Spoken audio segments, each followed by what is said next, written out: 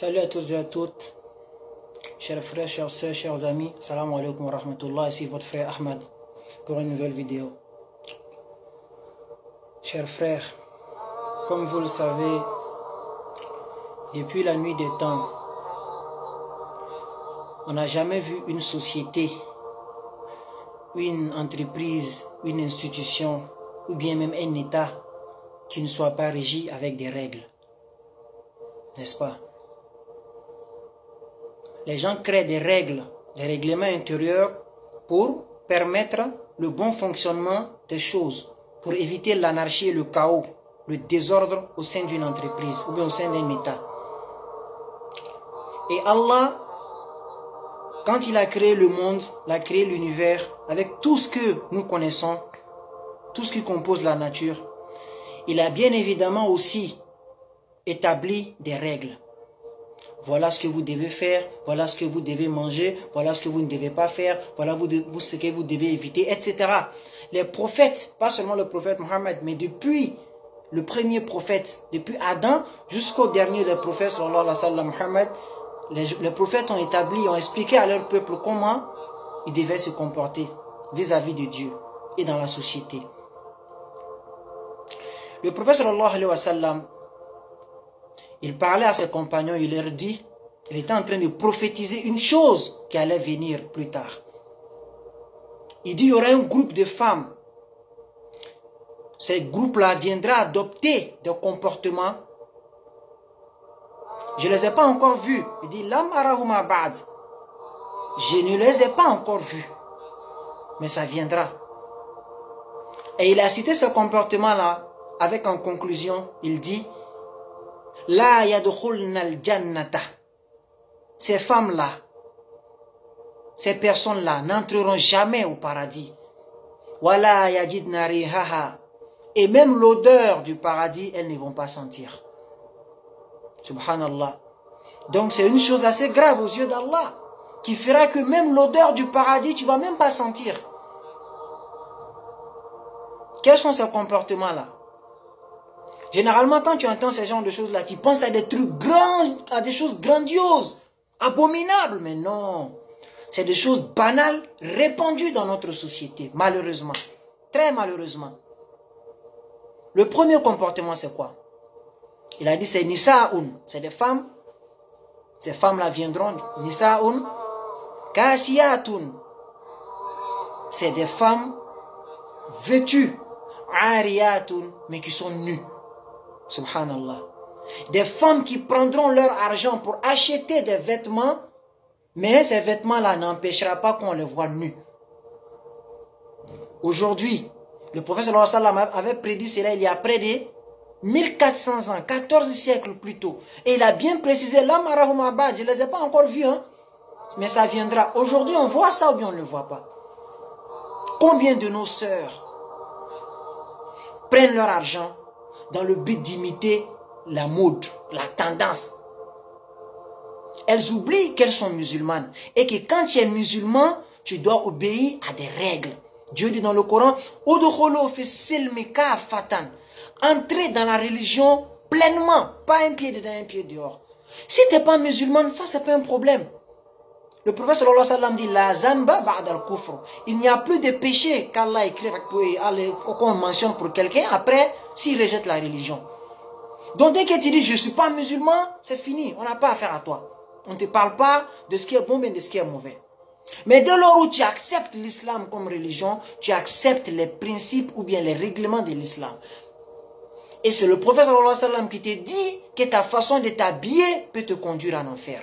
Nisa'un, c'est des femmes, kasiyatun, vêtues, ariyatun, mais qui sont nues. Pourquoi? Parce qu'elles sont toujours à la recherche de buzz, de visibilité, de tendances. Combien de nos sœurs prennent des vêtements aujourd'hui? Même les robes de nuit que tu es censé porter pour rester dans ta chambre, tu vois, elles portent ça pour prendre des photos, pour mettre ça sur Internet. Tous leurs atouts sont dehors. Quand tu vois ça, tu es ébahi. Tu as envie de la draguer en même temps. C'est les femmes qui font ça. Ou bien elles portent des mini-jupes. Elles ne peuvent même pas exercer les mouvements qu'elles veulent parce que ça va faire apparaître leur nudité. Elles ne peuvent pas s'asseoir comme elles veulent. Elles ne peuvent pas s'abaisser comme elles veulent. Subhanallah, on voit ça, mais on ne voit pas. Tout ça à la recherche de visibilité. Donc, c'est des femmes qui prendront leur argent pour acheter des vêtements, mais des vêtements qui ne vont pas couvrir leur nudité. Soit leur sein au dehors, soit elle s'abaisse, chérie, regarde mon dos, chérie, regarde ma tête. On ne sait même pas, avec des modèles sataniques. Quand tu parles, on dit, ah, ceux-là sont compliqués. La même façon qu'on disait au prophète, ah, ça attire la waline. Ah, ça, c'est les appareils anciennes. Laissez-nous évoluer. Donc, le prophète sallallahu alayhi wa sallam te dit, fais attention à ta façon de t'habiller. Il y a des vêtements que tu portes, ça va te conduire en enfer. Deuxième comportement, nisa'un ma'ilatun mumilatun. C'est des femmes séductrices et faciles à séduire. Il n'a pas dit c'est des femmes séduisantes, hein. Attention. Une femme séduisante, c'est pas de sa faute. Elle est séduisante quand tu la vois naturellement. Il y a des femmes, Dieu les a créées, sont super belles. Quand tu les vois, elles sont séduisantes. Mais là, il dit séductrice. Donc, c'est elle-même qui crée la tentation. Soit quand elle, sa façon de s'habiller, sa façon de marcher, sa façon de faire, toujours pour attirer le regard sur elle. Ma chère, tu n'es pas une marchandise, tu es un être humain. Tu n'as pas besoin de publicité pour qu'on te regarde. Tu n'as pas besoin de ça. Mais si c'est cette vie-là que tu as choisie, le prophète sallallahu alayhi wa sallam t'a annoncé où ta future destination. Ce n'est pas ma parole, ce n'est pas la parole de mes parents, ce n'est pas la parole de comment on appelle, d'un imam ou bien non, c'est la parole du prophète sallallahu alayhi wa sallam, authentifiée par la totalité des savants qui sont unanimes que oui, le prophète a dit cette parole-là. Ce n'est pas des paroles qu'on appelle do'if, c'est-à-dire des paroles avec des doutes, non. Tous les savants sont unanimes que le prophète a prononcé cette parole-là.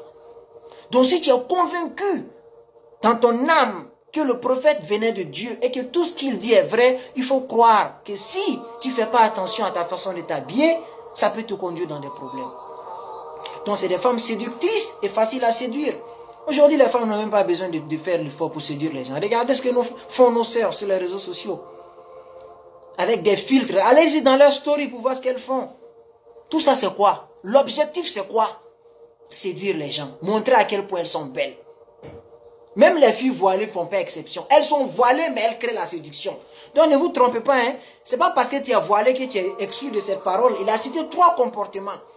Premier, ça concerne les vêtements. Deuxième, ça concerne la façon de séduire les gens. De même si tu es voilé, mais ton rôle, c'est de séduire les gens. Tu es concerné par cette parole-là. Il ne faut pas te retirer dedans. Donc, il a dit, c'est des femmes séductrices et faciles à séduire. Troisième comportement, c'est quoi? Ru'usuhunna, c'est leur coiffure. Ru'usuhunna, et dit leur tête. Ça veut dire que leur coiffure, ka'asnimatil burtul ma'ila. Ça va être comme le dos d'un chameau, comment on appelle, d'un chameau. La bosse qu'il y a sur le chameau, là, c'est la même chose que tu verras leur coiffure. Des coiffures extravagantes. Quand tu regardes ça, tu ne sais même pas comment ça a été fait. Tout ça, c'est pourquoi des coiffures ici. Moi, je n'ai pas besoin de donner d'exemple. Tout le monde sait ce qu'il voit aujourd'hui de nos jours. Donc, mes sœurs, soyez convaincus que de la façon dont les autorités d'un pays ne permettent pas le désordre sans arrêter la personne qui crée le désordre, Allah aussi n'a pas créé le monde pour permettre le désordre. Mais la différence est que les autorités, quand tu fous le désordre, immédiatement tu es arrêté, tu subis les conséquences. Mais Allah, lui, te donne toujours le temps de te repentir. Parce que le juif va mettre main sur toi, ça va être pire que tout ce qu'on t'a expliqué. Tu as encore le temps. Il y a des sœurs aujourd'hui qui n'ont pas eu cette chance-là d'écouter ces paroles. Aujourd'hui, elles sont en train d'assumer les conséquences là où elles sont. Elles sont en train de pleurer pour qu'Allah les ramène. Mais toi, aujourd'hui, Dieu t'a fait grâce. En ce jour béni, tu as écouté ces paroles-là. Tu as le temps de revenir en arrière, de demander pardon à Dieu et de prendre le chemin qui te convient, qui pour ton salut. On n'a pas dit de te voiler. Non, non, non. On ne parle pas de ça. On parle des vêtements ici, sexy, extravagants. Chaque fille se reconnaît dans ça, dans ce qu'on fait là. En tout cas, 70% de nos filles aujourd'hui font ça. Musulmanes comme pas musulmanes. Chacune est attirée par la beauté. Je vais être belle, je vais être visible, je vais être ceci, je vais être cela. Faites attention à la façon dont vous vous comportez. Faisons attention. Ce bas monde-là, Satan est à nos trousses. Il fait tout pour conduire ces gens dans le malheur. Donc, il ne faut pas qu'il va te vaincre, tu vas dire ce qu'on te dit, c'est des blabla et aller assumer les conséquences. C'était votre frère Ahmad. On se retrouve plus tard pour de nouvelles vidéos. Assalamu alaikum wa rahmatullah.